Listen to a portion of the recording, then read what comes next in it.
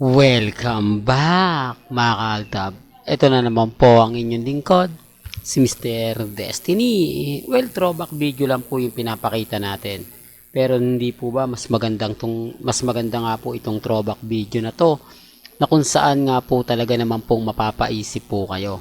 Sa dami ng mga kumakalat ngayon sa Instagram, sa Twitter, sa Facebook, talagang dito makikita po ninyo kung sino nga po ba nagsasabi ng totoo at nagsasabi ng fake news. Di po ba? Bakit nga po ba nawala tong video na to, Mr. Destiny? Di po ba McDonald's din naman to? Di po ba may franchise si Mengay at si Alden Richards? Di po ba? Kaya nga po yung iba nagtataka kung bakit nga po ba nawala itong video na to, na kung saan naman po talaga marami ang nakarelate, marami ang natuwa. Kumita ng gusto itong advertiser na to, lalo na po sa mga kumbaga sa McDonald's. Kaya nga po nagkaroon ng branch sila Mengay at si Alden Richards. Di po ba? Real talk mga kaaldab. Kaya lang wala po tayo sa posisyon para ipilit yan, pero napakaganda naman po, bakas na mabakas naman po sa mukha nila Mengay, ni Alden. Di po ba yung saya at sigla, di po ba, ng Aldab Nation. Well, punta muna natin itong mga reaksyon, komento sa nangyari nga po sa Itbulaga. Marami nagsasabing sira ulo daw yun o may sayad. Pero kapansin-pansin naman po sa video mga kaaldab na bago niya po yun niyakap, kumbaga kinilatis po muna, no? Kumbaga sinipat-sipat niya po muna bago niya nilapitan. Ibig sabihin yan, nagtagal po talaga. Tama naman po yung iba eh. Tama naman po yung mga komento ng ibang netizen na dapat naagapan na.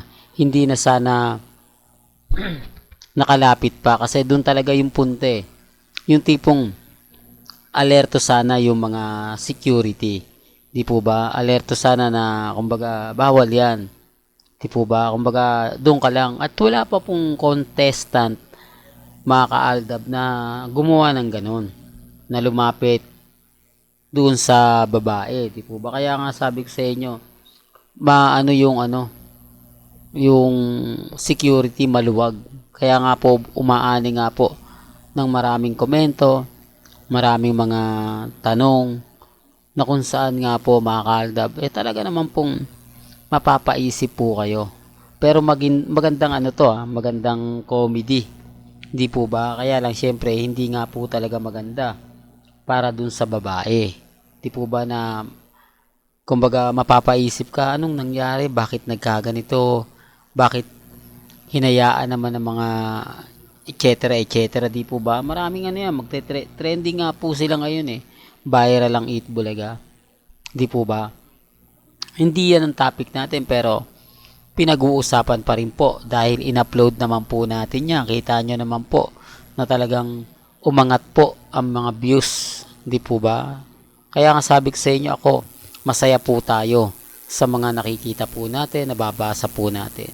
Baka nakalmado ka lang at kampante. Sa ngayon, hindi ako basta-basta nagpapatinag sa mga kumakalat ngayon kasi alam naman po natin na sina Mengay at si Alden, sila po talaga at marami naman po talaga nagsasabi at nagpapatotoo na hindi naman talaga sweet ang cut din, di po ba? Marami naman po nagpapatunay na hindi naman talaga sobrang sweet. Mali po yung mga sinasabi ng iba na ini-edit lang daw ni Mr. Destiny yung mga video na ipinopost ko. Hindi po, talagang lang po talaga. Yung ibig kong sabihin mga kaldab, wala po talaga akong makitang sweet moments po ng dalawa. Kasi kung meron naman po, dapat hindi na ako, kumbaga kitang-kita na. Kaya lang syempre sa sinabi ni Alden Richards, talagang marami magre-react, marami magko-komento na kumbaga tama naman si Mr. Destiny kasi kung totoo naman po yung mga kumakalat, kung totoo naman po yung mga bali-balita, dapat umamin na si Alden Richards, di po ba? Wala naman mawawala. Hindi naman siguro kakasuhan siya ng breach of contract dahil katrabaho niya naman yon, di po ba? At syempre normal lang naman po dahil nababatikos naman po si Alden sa issue ng pagiging bakla. Di po ba? At yung 24 oras naman po ay panay ang tanong. Sila Nelson Canlas, di po ba, private life? O, kaya hindi mo naman masasisi si Alden kung hindi siya magsasalita. Kaya lang nasa private life po siya. Andun yung point na kumbaga si Mengay lang po talaga ang kaisa-isang babaeng minamahal ni Richard Paul Carson Jr. Di po ba? Alam ko maraming galit, maraming kumbaga magre-react sa mga sinasabi at pinapaliwanag ko. Pero andyan na yan eh. Andyan yung point na bahala kayo. Andyan yung point na mapapaisip kayo. Basta sa akin lang naman po kasi mga kaaldab, nagbibigay lang tayo ng ganap, nagbibigay lang tayo ng mga update. Depende na lang po yan sa sitwasyon. Depende na lang po yan sa mga taong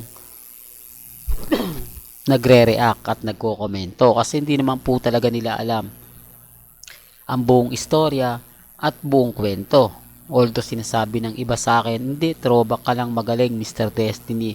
Sa throwback ka lang nagpapakilig, pero ngayong 2024 wala ka namang update na resibo na magpapatunay na totoong magkasama sila Mengay at si Tisoy. Tanging bumabase ka lang sa post ni Maine, bumabase ka lang sa post ni Jorus, bumabase ka lang sa post ni Alden Richards. Doon naman po kasi natin makikita, gaya po ng pinaliwanag ko, hindi naman po magpapakita si Maine Mendoza. Di po ba? Hindi naman niya magpapa-post, magpapa-interview. Di po ba? Basta ang alam po ng Aldab Nation, andun lang po yan. Di po ba? Nasa Canada nga po. Kaya nga po kapag may nagre-react na puro ako fake news, lahat na lang po ba fake news? Eh nung ako po yung nagpasabog na magbabakasyon si Mengay sa Canada, wala po silang reaksyon. Puro pambabas po yung reaksyon nila. Hindi totoo yan, ang pupunta si Catherine. Di po ba? Sinabi ko pupunta ni Direk Cathy Molina, susunod si Mengay, susunod si Alden Richards. Hindi, binago mo yung istorya, sabi po sa komento, no? Ang pupunta dun sa Canada, si Direk Cathy Molina, si Catherine at si Alden Richards. Hindi pupunta si Mengay. Tapos sinabi ko na magbabakasyon nga po raw si Mengay sa ibang bansa. Hindi sa Canada. Yun lang pinunto ko. Magbabakasyon. Marami na nag-react. Hindi mawawala si Mengay sa Itbulaga. Hindi yan magbabakasyon. Mali yung mga impormasyong sinasabi mo, Mr. Destiny. Walang katotohanan yung mga ina-update mo. Tignan mo, mapapahiya ka lang dahil bukas sa Makalawa nasa Itbulaga si Mengay. Tape lang naman ang Lunes hanggang Miyerkules, kaya wala siya. Pero pagdating ng Webes, Biyernes at Sabado, andyan siya. Ngayon, lumabas yung totoo na nagbabakasyon po si Mengay. Pero wala pa pong labas ko yun. Hindi pa nila alam kung out of town o ibang bansa. Pero tayo alam na natin Canada. Biglang pumutok na nasa atin Greece nga po si Mengay. O at least nasa ibang bansa. Doon pa lang okay na. Di po ba? Tapos kinabukasan o mga 2-3 araw lumabas na po si Congressman Arjo na magkasama. Di po ba? Ngayon nasa Europe naman po si Mengay. Ang problema po, hindi niya kasama si Congressman Arjo. Siguro makakaldab na pagtanto ng mga taga District 1 o ni Congressman na masyado na ako mapapansin yan. Tama na sa Greece, wag na sa Europe kasi masyadong matagal na. At napakarami niya ng bakasyon. Di po ba? Real to kaya mga kaaldab.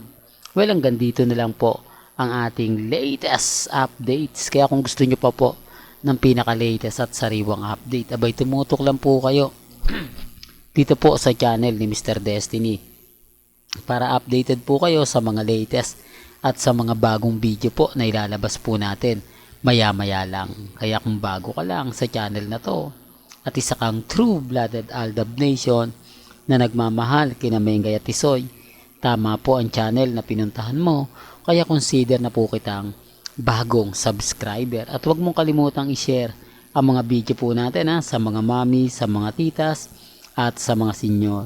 Hanggang sa muli, salamat po sa panonood at pakikinig.